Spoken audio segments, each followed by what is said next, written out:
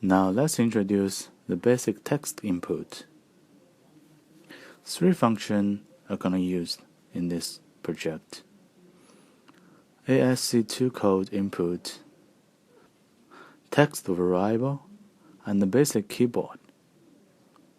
First, we will select the ASC II input and select the area.